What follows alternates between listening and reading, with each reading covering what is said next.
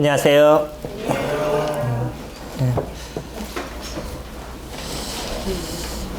오늘은 저희가 믿음에 대한 부분을 잠깐 생각해 보기를 원합니다. 아마 인간이 인류 역사상 저희가 살아가면서 사람들에게 있어서 중요한 것 중에 하나가 믿음이다라고 생각이 됩니다. 주변에 있는 사람들을 믿으시나요? 가족들을 믿으세요? 대답이 없으세요? 가족을 못 믿으셔요. 저희는 살아가면서 인간관계 속에서 살아가죠. 그래서 인간관계를 벗어나서 우리가 살아갈 수 없는데, 근데 온전한 인간관계를 만들어가는 데 있어서 중요한 것이 믿음에 대한 부분이잖아요. 그러니까 내 아내를 믿느냐, 내 가족을 믿느냐, 또 우리 직장의 어떤 동료를 믿느냐, 아니면 내 친구를 믿느냐.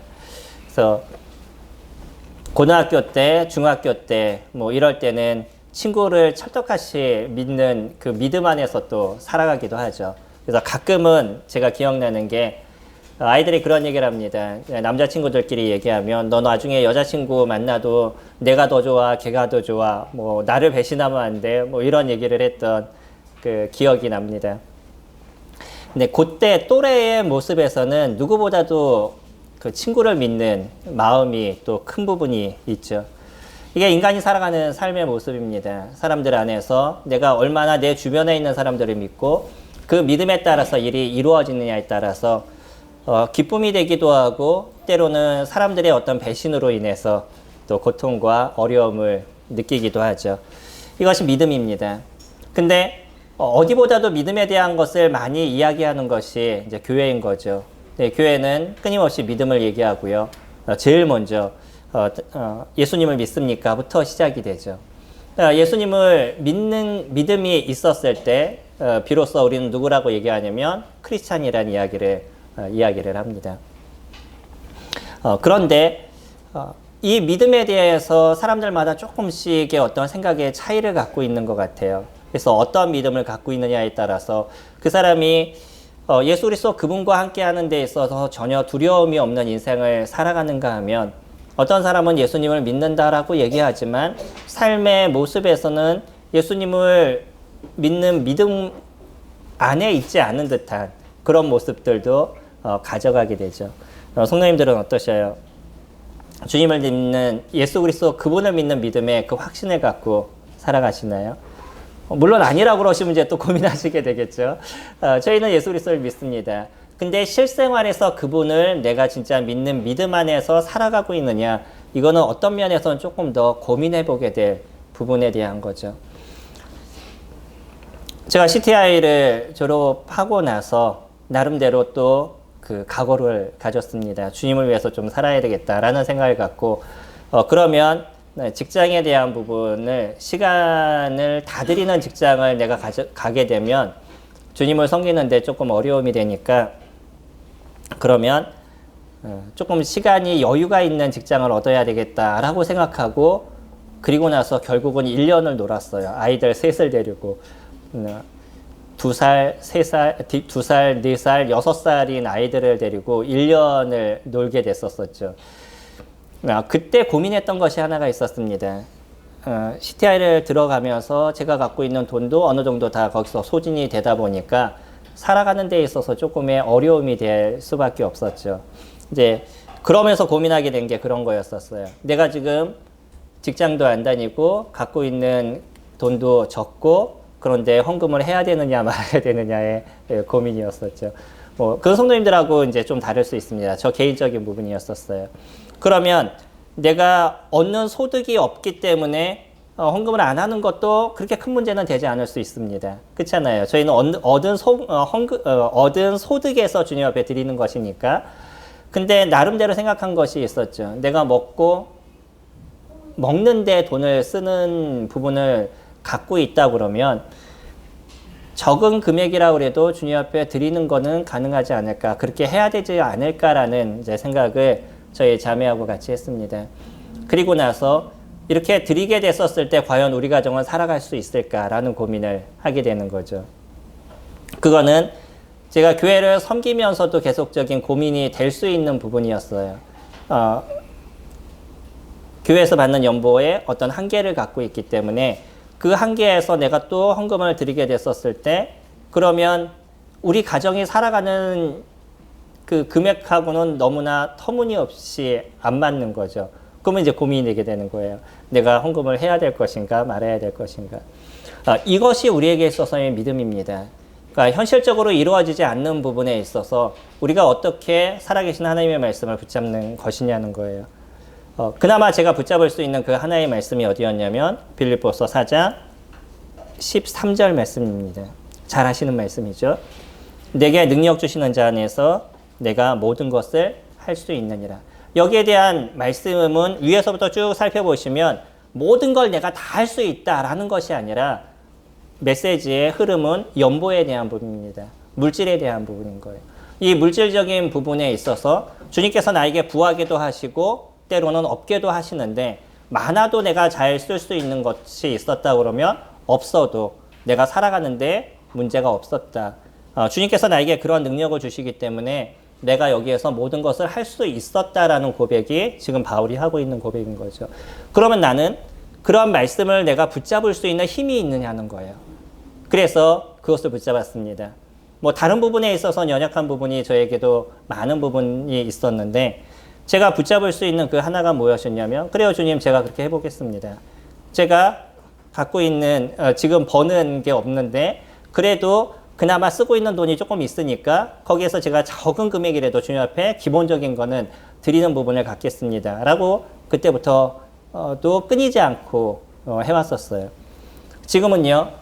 여전히 지금도 그렇게 많은 금액을 받는 것은 아니지만 그러나 성도님들이 드리는 만큼 저도 헌금을 하고 있습니다.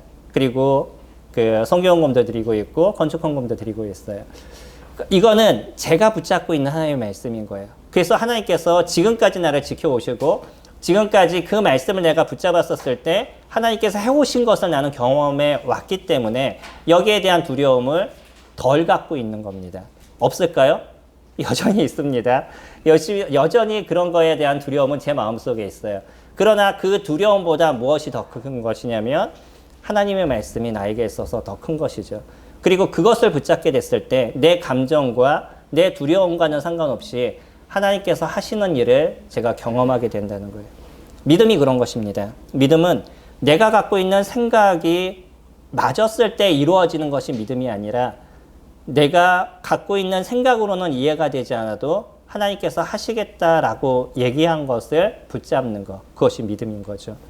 먼저는 우리가 예수 그리스도를 얘기했었을 때 믿음이라고 얘기했었을 때 그 믿음의 시초는 예수 그리스도를 믿는 것부터가 시작이 되겠죠. 우리가 예수 그리스도를 믿지 않고 그분이 어떠한 분인지를 내가 인정하지 않는다 그러면 우리의 어떤 믿음이라는 자체는 형성이 되지를 않은 겁니다. 그러나 우리가 예수 그리스도를 믿게 됐었을 때 그 믿음부터 시작해서 우리가 살아가는 삶의 모든 영역에서 그분이 함께 하시는 것을 저희가 인정하면서 살아가는 거죠. 어떠면요. 많은 사람들이 구원에 대한 믿음을 너무나 단순하게 생각하고 있는지도 몰라요. 그리고 예수님을 믿냐 그러면 믿는다라고 얘기하고요. 그래서 하나님의 나라에 있냐라고 얘기하면 그렇다고 얘기합니다. 그런데 인생을 살아가는 데 있어서는 아주 작은 것에 대해서 너무나 두려워하는 인생을 살아요. 아니 어떻게 내가 이 죄에서부터 벗어나서 완전하신 예수 그리스도 그분 안에서 내가 살아가고 있는데 이 죄의 굴레에서부터 완전히 벗어나서 그리스도와 함께 살아가는 인생을 내가 살아간다라고 얘기하면서 그냥 먹고 사는 인생을 살아가는데 이 자체에 대해서 두려워하고 힘들어하고 있는지. 우리들의 구원은 너무나 놀라운 거 아닌가요? 그렇죠? 우리들의 구원은요. 도저히 이루어질 수 없는 그 역사가 우리 가운데 일어난 거예요. 이게 아주 단순한 믿음이 아닙니다. 엄청난 믿음을 저희들이 갖고 있는 거예요.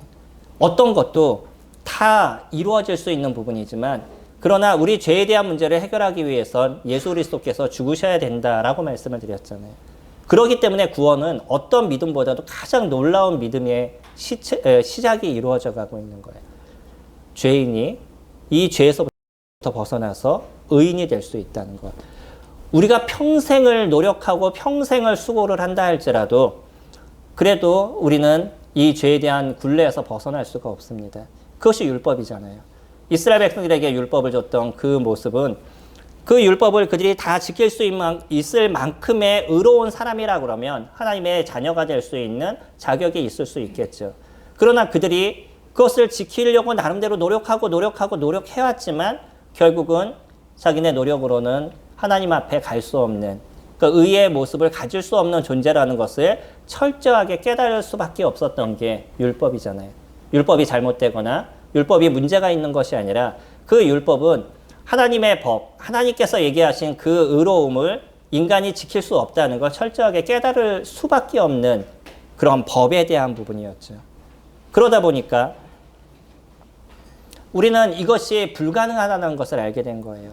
그런데 예수 그리스도 그분이 우리를 위해서 대신 십자가에서 죽으심을 통해서 불가능한 그것을 가능하게 해주신 거죠. 이거는 이루어질 수 없는 사실이 우리에게 이루어진 거예요. 이것이 구원의 역사인 거죠. 이거를 믿는 믿음을 저희가 갖고 있습니다. 그러면 우리가 갖고 있는 믿음이라는 것이 얼마나 놀랍고 얼마나 큰 믿음을 저희가 갖고 있느냐는 거예요. 그래서 그 믿음을 내가 인식할 수 있다 그러면 저희는 사실 어떤 것을 한다 할지라도 어려움이 없는 인생을 살아갈 수가 있습니다. 오늘 저희 요한복음 말씀 같이 살펴보기를 원합니다. 요한복음 7장 25절부터 36절까지 한 절씩 같이 교독하도록 하겠습니다.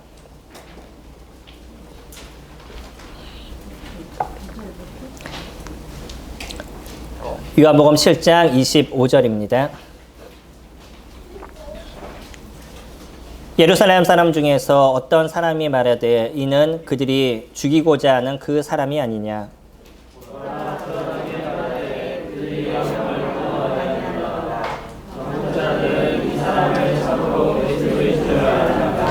그러나 우리는 이 사람이 어디서 왔는지 아노라. 그리스도께서 오실 때에는 어디서 오시는지 아는 자가 없으리라 하는지라.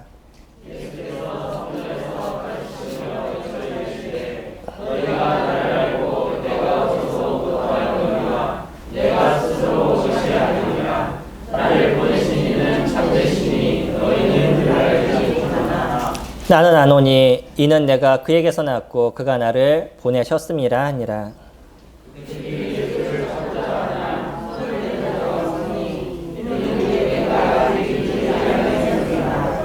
무리 중에 많은 사람이 예수를 믿고 말하되 그리스도께서 오실지라도 그 행하실 표적이 이 사람이 행한 것보다 더 많으랴 하니.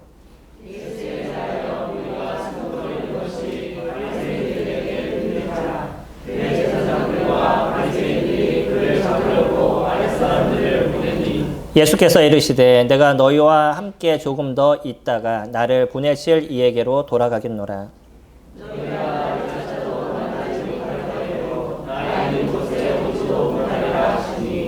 이에 유대인들이 서로 묻되 이 사람이 어디로 가기에 우리가 그를 만나지 못하리요. 헬라인 중에 흩어져 사는 자들에게로 가서 헬라인을 가르칠 터인가.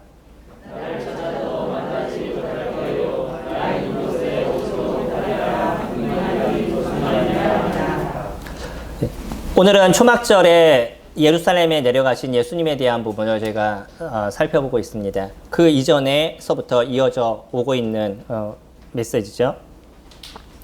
초막절에 예루살렘에 갔었을 때 이 예루살렘에는 한 가지 큰 이슈가 있었어요. 그것이 누구냐면 예수 그리스도 그분이신 거죠. 예수라는 어떤 사람이 있는데 이 사람이 많은 이적을 베푸는 그러한 모습을 그들이 보았습니다. 저희들이 아는 것처럼 요한이 그렇게 얘기를 하죠. 만약에 예수님께서 하셨던 그 이적을 다 적는다 한다 그러면 이 지면이 부족할 것이다 라고 요한이 얘기를 했었어요. 그런 것처럼 저희가 요한복음이나 마태마가 누가에서 보고 있는 내용보다 훨씬 많은 이적을 예수 그리스도 그분께서는 보여주셨던 거죠. 사람들은 그것을 직접 봤습니다. 한번 생각해 보세요. 저희가 예수님께서 하신 그 이적을 직접 봤어요. 어떤 사람은 안진뱅이였는데 안진뱅이가 일어나는 모습을 보기도 하고요. 어떤 사람은 벙어리였는데 그 사람의 입이 열리는 것. 어떤 사람은 귀가 들리지 않았는데 그 귀가 열리는 것을 보았어요. 그러면 그분을 믿을 수 있으시겠어요? 지금 시대에 만약에 우리가 그것을 보았다 그러면 어떠시겠어요? 믿으실 수 있으시겠어요? 아마 조금씩의 어떤 생각은 다르실 수 있을 거라 생각이 됩니다. 여기에서도요, 사람들은 이것을 갖고 서로 이야기하기 시작했었어요. 그 사람이 진짜 이 땅에 오는 메시아냐, 그러지 않느냐에 대한 부분인 거죠.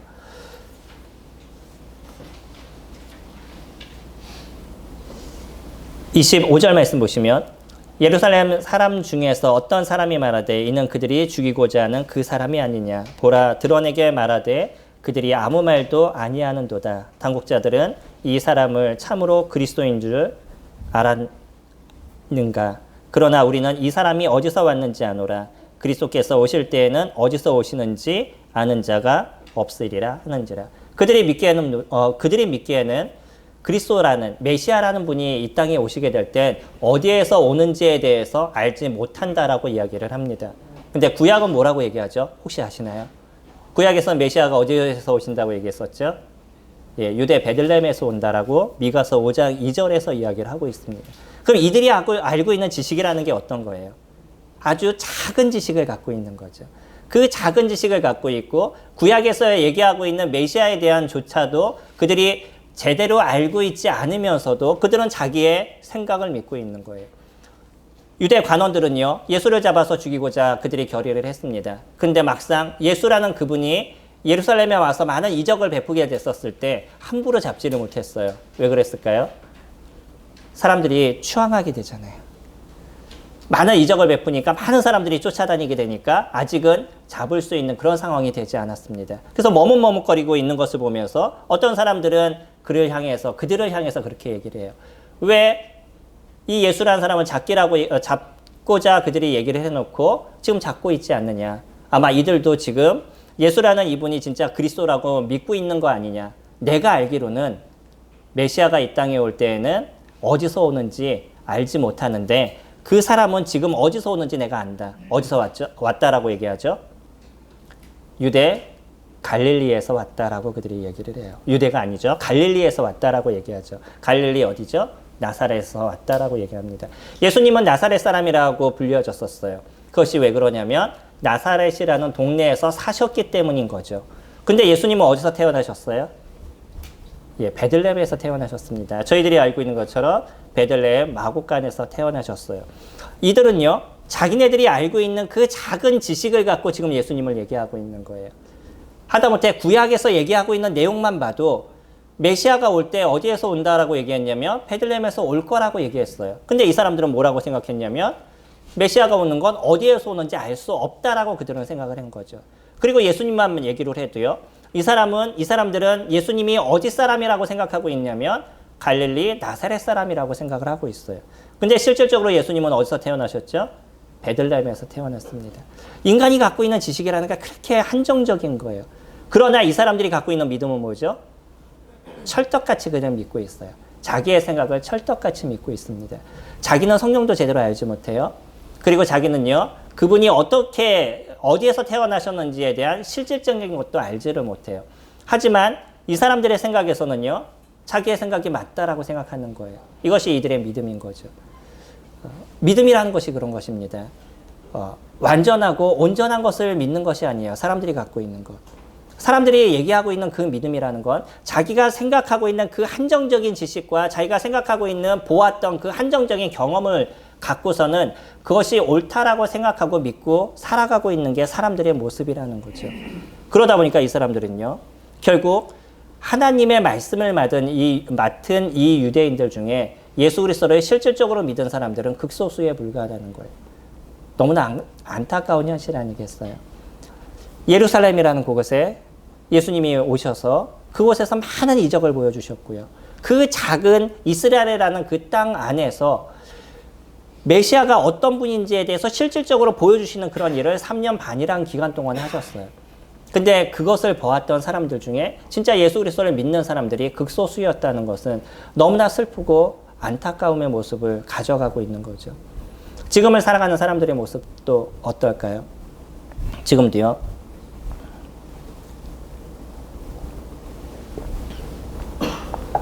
하나님께서는 끊임없이 예수 그리스도 그분이 어떤 분인지에 대해서 선포를 해주고 있습니다. 그리고 그분이 하셨던 일이 무엇인지에 대해서 저희들에게 얘기를 해주고 있어요. 어찌 보면요. 우리가 기적과 이적을 보지 않았을 뿐, 우리 눈에서 그것을 지금 보지 않았을 뿐인 것이지, 실질적으로는 예수님이 어떤 분이시고 어떻게 오실 것이고 어떤 일을 하셨고 또 어떻게 주님의 나라로 가셨는지를 더 많은 내용을 살펴볼 수 있는 게 지금 저희들인 거예요. 무엇을 통해서요? 성경을 통해서. 저희는 성경을 통해서 하나님께서 하셨던 그 많은 일들, 또 예수 그리스도 그분이 하셨던 그 많은 일들을 실질적으로 보고 느끼고 알 수 있는 것이 지금 저희들에게 더 많이 열려져 있습니다. 그래서 저희가 직접 본 것보다 더 큰 것을 보고 있는 모습인 거예요. 근데 많은 사람들은요, 그런 예수 그리스도를 믿으려고 하지 않습니다. 무엇을 믿으려고 그래요? 그냥 학교에서 공부했던 것, 교육, 아니면 내가 생각하고 있는 그 생각들, 내 짧은 그 지식을 의지하려고 그러고 그것을 믿으려고 그러는 것이. 그리고 그것이 확실하다고 나름대로 생각을 갖고 있는 거죠. 이것이 믿음의 한계인 겁니다. 믿음은요, 우리가 갖고 있는 짧은 지식을 믿는 것을 믿음이라고 얘기를 하지 않아요. 아니면 우리가 알고 있는 어떤 학식을 믿는 그것을 갖고서는 우리는 믿음이라고 얘기하지 않습니다. 때로는 우리가 갖고 있는 어떤 경험을 믿는 것, 그것을 믿음이라고 얘기하지 않아요. 믿음은 정확한 대상이 있어야 돼요. 누구죠? 완전하신 예수 그리스도, 그분을 믿는 겁니다.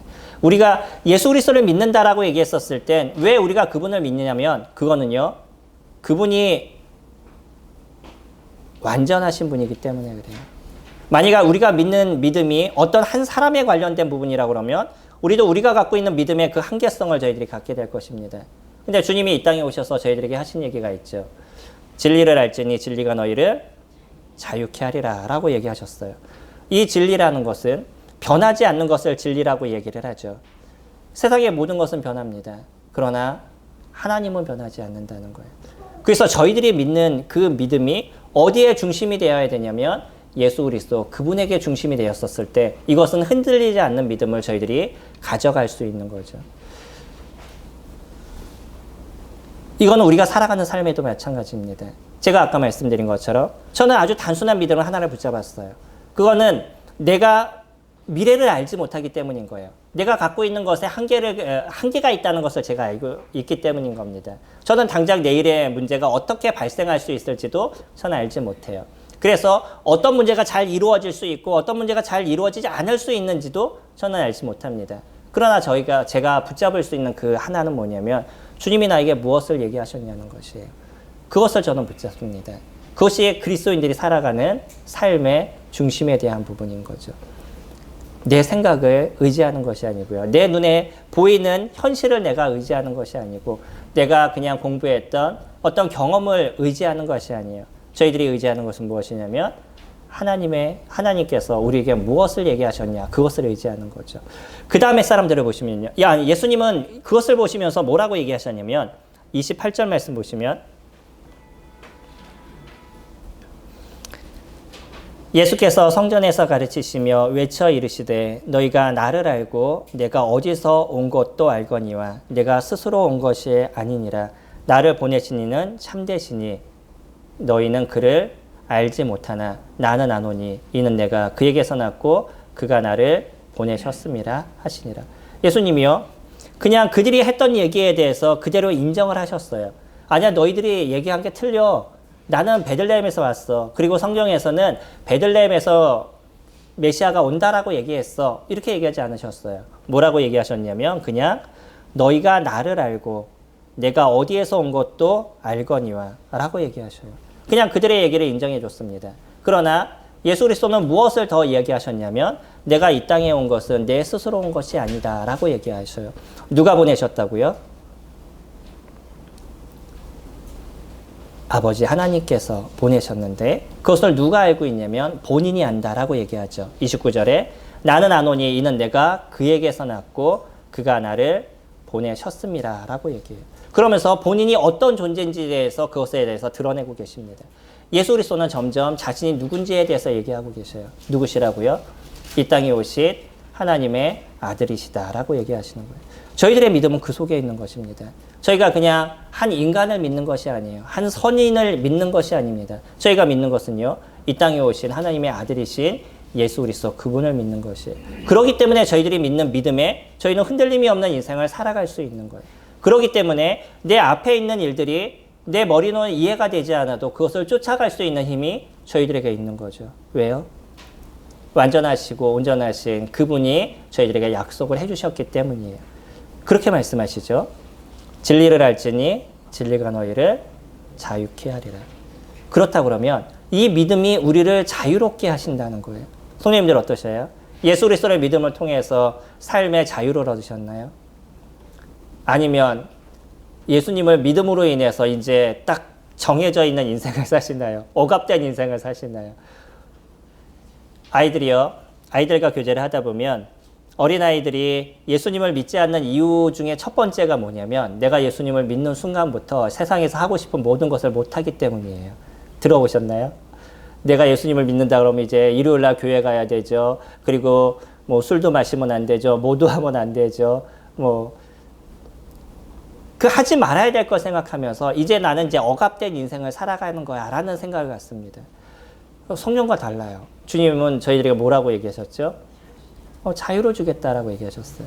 근데 왜 사람들은요 억압이 된다라는 생각을 가질까요? 어떠셔요? 성도님들은요? 내가 예수님을 믿으면서 억압된 인생을 사시나요? 자유로운 인생을 사시나요? 만약에 내가 주님을 믿었기 때문에 그래서 뭔가 하고 싶은 걸 하지 못하는 억압된 인생을 산다 그러면 우리 성경을 조금 더 깊게 봐야 될 필요가 있을 겁니다. 주님은 저희들을 자유케 하시는 거예요. 이 자유는 어디에서 이루어지는 것이냐면 죄에서부터의 완전한 자유가 저희들에게 이루어지는 거죠. 유대인들은요 그렇게 얘기했어요. 우리가 누구에게 억압된 적이 없는데 왜 우리에게 자유케 한다라고 너는 이야기하느냐라고 예수님께 이야기를 하죠.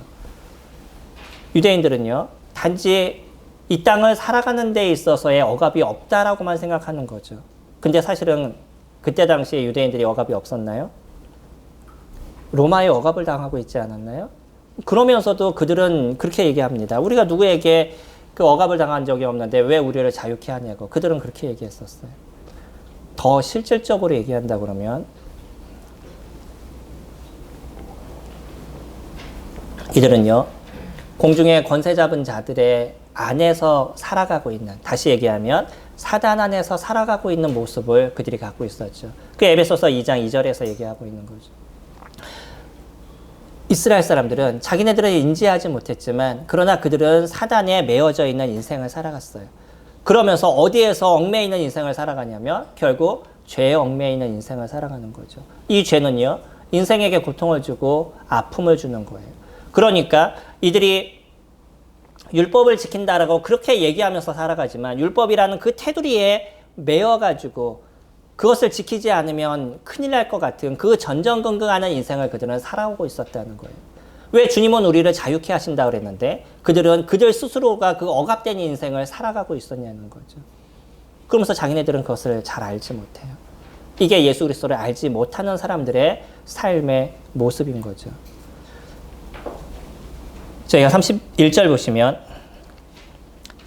무리 중에 많은 사람이 예수를 믿고 말하되 그리스도께서 오실지라도 그 행하실 표적이 이 사람이 행한 것보다 더 많으려 하니 예수에 대하여 무리가 수군거리는 것이 바리새인들에게 들린지라 대제사장들과 바리새인들이 그를 잡으려고 아랫사람을 보내니 예수께서 이르시되 내가 너희와 함께 조금 더 있다가 나를 보내실 이에게로 돌아가겠노라.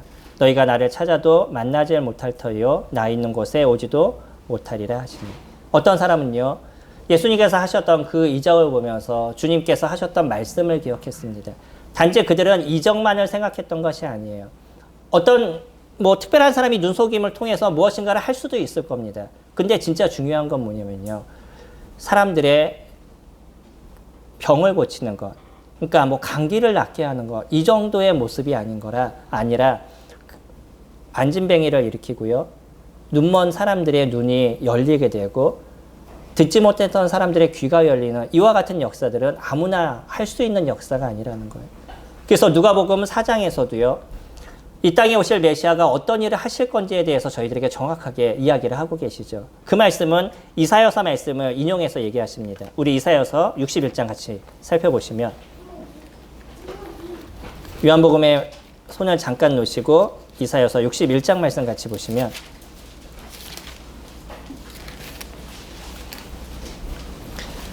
61장 1절입니다. 구약 1042페이지입니다.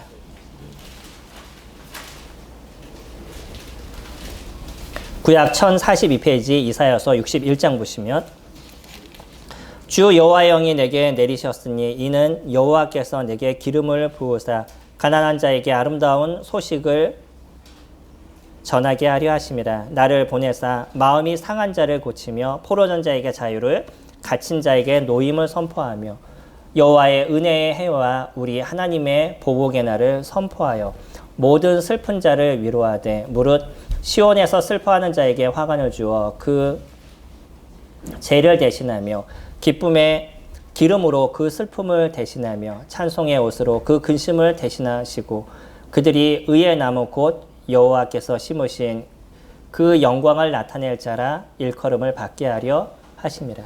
예수님은요, 회당에 들어가셔서 이 말씀을 펼쳐놓고 얘기하시고 그러면서 그들에게 지금의 이 말씀이 너희에게 이루어졌다라고 얘기하시죠. 이게 누가복음 4장의 말씀인 거죠. 억압받는 사람들이 나음을 입을 것이에요. 가난한 자들에게 아름다운 소식을 전하게 될 것입니다. 이것이 누가 하신 것이냐면 예수 그리스도 그분이 하신 거예요. 그분은 이 땅에 오셔서 그것을 보여주셨고요. 자신이 스스로 하나님의 아들이심을, 자신이 스스로 이 땅에 오신 메시아이심을 선포하는 일을 예수님께서는 해오셨던 거죠. 이스라엘 사람들 중에 예수님이 하셨던 기적과 이적을 보면서 그것을 기억했던 사람들이 있어요. 이사야서 이 61장 말씀을 기억함을 통해서 그래 이분이 바로 메시아다라고 그들은 믿었던 거죠. 저희들의 믿음은 그런 것입니다. 저희들의 믿음은 저희들의 갖고 있는 생각을 믿는 것도요. 누구에게 들었던 것을 믿는 것도 아닌 것이에요. 저희들이 갖고 있는 믿음은 주님의 말씀이 우리에게 무엇을 얘기하시느냐 그것을 믿는 것이죠. 저희들이 예수 그리스도를 믿는 믿음도 어디에서 이루어진 것이냐면 하나님의 말씀, 성경이 우리에게 무엇을 얘기하셨냐를 저희들이 보면서 믿은 것이지 단지 그냥 누구에 대한 얘기를 들으면서 저희들이 믿음을 갖고 있는 것이 아닌 거죠. 사람에 대한 얘기를 듣고 믿은 사람은요. 흔들리는 마음을 가질 수밖에 없어요. 왜냐하면 사람의 얘기는 변할 수도 있기 때문인 거죠. 그러나 그것을 하나님께서 우리에게 어떻게 얘기하셨는지 성경을 통해서 확신을 갖고 있는 사람들은요. 자기의 마음에 조금 변화가 일어나고 감정의 변화가 일어나도 무엇으로 돌아가게 되냐면 성경으로 돌아가게 되는 거죠. 그리고 주님께서 나에게 약속하신 것이 무엇인지를 다시 한번 살펴보면 내가 갖고 있는 믿음의 잘못이 없다는 건, 내가 믿음이 문제가 있지 않다는 것을 스스로 다시 한번 확신을 하게 되는 것. 믿음은 그렇습니다. 믿음은 누구에 대한 이야기에 따라서 이루어지는 것이 아니라 하나님께서 우리에게 무엇을 얘기하셨는지를 붙잡는 것이에요. 그래서 아무리 유명한 목사가 무엇을 얘기하고 아무리 유명한 교사가 무엇을 얘기한다 할지라도 그것이 하나님의 말씀 안에서 확증되지 않는 것이라고 그러면 우리는 그 어떤 것도 그것을 받아들일 수 없어요. 그래서 성경을 보셔야 되는 겁니다. 그래서 성경을 공부하셔야 되는 것이에요. 성경을 많이 아시면 아실수록 우리는 그만큼의 하나님의 말씀을 붙잡을 수 있는 힘이 저희들에게 더 많아져 가는 거예요. 그냥 성경 공부를 열심히 하세요라고 교회는 얘기하는 것이 아니라 성도님들이 그렇게 말씀을 보시고 고민하시고 붙잡으시게 됐었을 때 비로소 내가 갖고 있는 믿음의 그 흔들리지 않는 모습을 가져가시기 때문인 거예요. 올해가 시작이 되셨잖아요. 한 해 시작되시면서 성경을 읽으실 걸 준비하고 계시죠. 해오고 계시죠.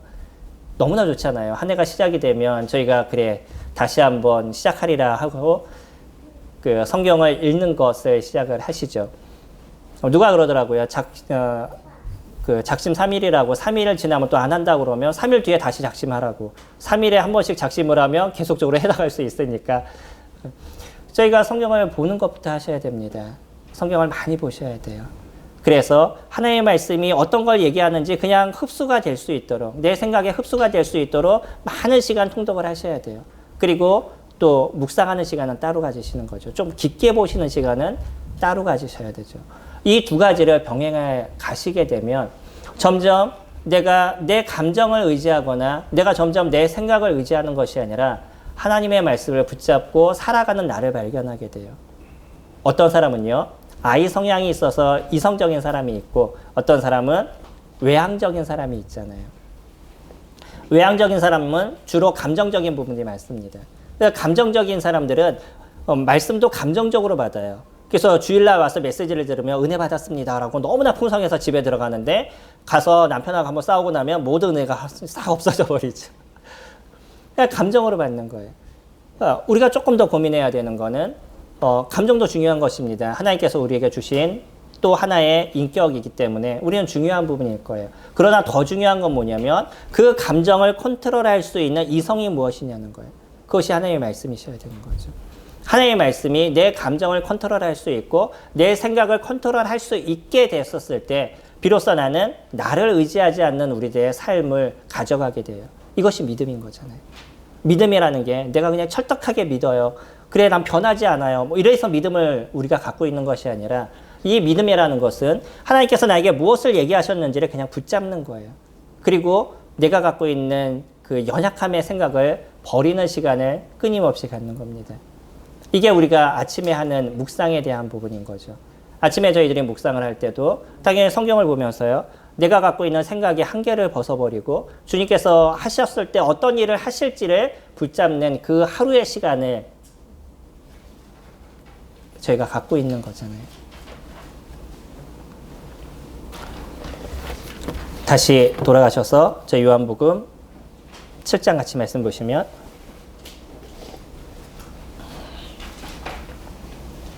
주님께서는요. 자기를 향해서 수군거리는 사람에게 또다시 그들이 이해할 수 없는 한 가지 얘기를 던져주시죠. 그게 33절 말씀입니다. 내가 너희와 함께 조금 더 있다가 나를 보내실 이에게로 돌아가겠노라. 주님은요. 이제 조금 더 있다가 주님께서 이 땅에 오신 그 목적을 행하실 것을 얘기하십니다. 어떤 것이죠? 십자가에서 죽음을 이루실 것에 대해서 그들에게 언지를 해주셨어요. 그리고 거기서 끝나는 것이 아니라 그들의 죄에 대한 모든 것을 위해서 십자가에서 죽으시고요. 다시 부활하셔서 하나님의 나라로 다시 돌아가시는 것. 여기까지가 주님께서 하셔야 될 이 땅에 오신 목적에 대한 부분인 거죠. 주님은 그것을 이루실 것에 대해서 그들에게 정확하게 얘기해 주셨습니다. 자기를 잡으려고 그러고요. 자기를 죽이려고 그러는 그 사람에게 예수 그리스도는요. 내가 너희들을 위해서 이 땅에 왔고 너희들을 위해서 십자가에서 죽음을 당할 것이고 그리고 다시 부활함을 통해서 너희들을 완전한 자로 내가 만들어 주겠다라고 그들에게 다시 한번 이야기를 던져줬습니다. 그것을 알지 못하는 바리새인들은요. 오히려 그 얘기를 갖다 이상하게 받아들이는 모습을 지금 저희들이 보고 있는 거죠. 믿음은요. 주님께서 저희들에게 하신 것을 저희들이 붙잡음을 통해서 저희들이 살아가는 인생의 진정한 자유를 얻는 삶을 살아가게 되는 거예요. 그러니까 내가 해야 될 것과 하지 말아야 될 것이 저에게는 정해져 있습니다. 손님들도 그러시죠. 손님들이 살아가는 삶에서 무엇을 해야 될 것인지 무엇을 하지 말아야 될 것인지가 정해져 가셔요. 무엇으로요? 하나님의 말씀으로. 그래서 나에게 있어서 하지 말아야 될 것은 저에게 있어서 그렇게 관심거리가 되지 않아요. 거기서 저는 자유롭습니다. 주님이 저희들에게 자유를 주신다는 얘기가 그런 것이에요. 내가 죄에 대해서 전전긍긍하는 인생을 살아가게 되고 그 죄를 붙잡고 살아가는 것이 나이가 행복이라고 생각을 갖게 되면 죄를 짓지 않는 것이 얼마나 힘들고 어려운 건지에 대해서 매일마다 고통스럽게 생각하게 되는 거예요. 그러나 죄가 우리 게 아니라고 생각하면 죄와 관련된 거는 나하고의 어떤 관심에서부터 멀어져 버리는 거죠. 성령님들이 술을 먹지 못해서 전전긍긍 하시나요? 안 그러시잖아요. 왜 그러죠? 이미 내 게 아니라고 생각하니까 그거에 대한 관심은 이제 끊어지신 거예요. 그러니까 술에 대해서 생각하게 되면 그래 뭐 쟤네들은 먹지. 그러던 나는 관심이 없는 거죠. 나는 거기서 자유가 되는 거예요. 단순한 것입니다. 죄와 관련된 것이 이제 우리의 것이 아니니까 이 죄와 관련된 것은 내가 그냥 고민하거나 그걸 하지 못해서 힘들어하거나 이럴 이유가 나에게서 없어지는 거예요. 그러니까 저희들은 거기서 자유를 얻는 거죠. 그리고 뭐에 대해서 기쁨을 누리냐면 의로운 삶을 살아가는 것에 대해서 저희는 기쁨을 누리는 인생을 살아가게 되는 거예요. 예전에는요. 남을 도와주는 일들을 이뤄가게 되면 그것이 나에게 좀 힘들었어요. 왜 내 거를 갖고 남에게 줘야 되냐는 거예요. 저번에 어떤 형제가 그런 간증을 하더라고요. 헌금을 하는 게 너무 힘들었대요. 왜냐하면 내 거를 왜 하나님께 줘야 되냐는 거예요. 내 건데 왜 하나님을 그걸 줘야 되느냐. 이게 너무 힘들었다는 거죠. 그렇잖아요. 주님을 알지 못할 땐 그런 거예요. 근데 내가 주님을 알게 됐었을 땐, 주님이 나에게 그것을 베푸셨기 때문에 다시 주님 앞에 돌려드리는 것, 그것이 당연한 것으로 인식이 되는 거죠. 그러니까 헌금이 문제가 되지 않아요. 그렇지 않아요, 성도님들? 헌금할 때마다 막 이렇게 떨면서 헌금하세요. 그냥 내게 주님 거니까 주님께 드린다라고 생각하세요. 저희는 헌금을 받으면 제일 먼저 하는 게 이제 나눠 놓는 겁니다. 뭐 어떤 분은 11조를 드리고 건축 헌금하자 그러면 11조에서 띄어서 건축 헌금하시더라고요. 이건 의미가 없는 거죠. 일반적으로 제가 11조를 드린다 그러면 그냥 성경 헌금 따로 건축 헌금 따로 준비를 합니다. 근데 그것을 준비하는 게 그렇게 어렵지 않아요. 오랫동안 그렇게 해왔었고 이제 이것이 내게 아니라고 내가 생각이 되니까 주님 거라고 내가 생각이 되니까 드려지는 것이 그렇게 문제가 되지 않아요. 거짓말하는 것, 내 죄성을 자꾸 그것을 드러내려고 노력하지만 그러나 이것이 내게 아니라고 생각하니까 저희가 의로움에 대한 그 바른 것을 얘기하는 것, 그것이 어려워지지 않는 거죠. 그것을 배워가는 것이 믿음인 것입니다. 하나님의 말씀을 붙잡는 것. 여기서 어떤 사람은요, 예수 그리스도 그분이 하신 얘기를 보면서 하신 일을 보면서 하나님께서 구약에서 무엇을 얘기하셨는지를 기억했어요. 그리고 그것을 붙잡았습니다. 그래서 그 중에는 여러 사람들이 주님을 믿는 사람들이 생겨났다라고 얘기합니다. 마른 땅에서도 때로는 풀이 자라듯이 그 척박한 이스라엘에서도 예수 그리스도를 믿는 사람들의 모습들이 드러나고 있음을 저희들이 보게 되죠. 믿음은요, 우리를 이 죄악 가운데서부터 아니면 억압된 우리들의 인생에서부터 자유를 주는 일들을 이뤄갑니다. 내가 무엇인가를 하지 못해서 전전긍긍하고 그것 때문에 힘들어했던 내 마음을 정확하게 정리를 시켜주고요. 내가 해야 될 것과 하지 말아야 될 것을 정확하게 구분시켜주는 일을 주님은 저희들에게 해주시죠. 이것이 믿음인 겁니다. 그래서 저희가 자유를 얻게 되고 그 자유라는 안에서 예수 그리스도 그분이 하셨던 것처럼 의로운 삶을 살아가는 그 행위 안에서 주님이 주시는 은혜를 누리는 인생을 저희가 살아가게 되죠.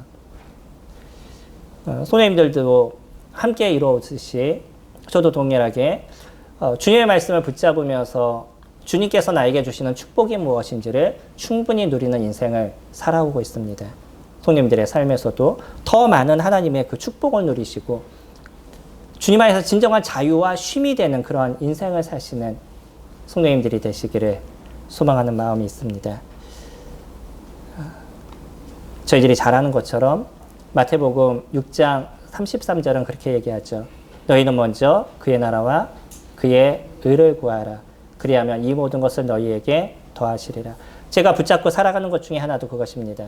제가 주님의 나라를 위해서 살아가게 될 때 먼저 내가 오늘 하루를 살아가는 그 삶의 중심이 하나님의 나라가 무엇인지, 하나님 나라를 위해서 살아가는 것이 무엇인지를 먼저 생각하고 선택하는 시간들을 가져오고 있어요.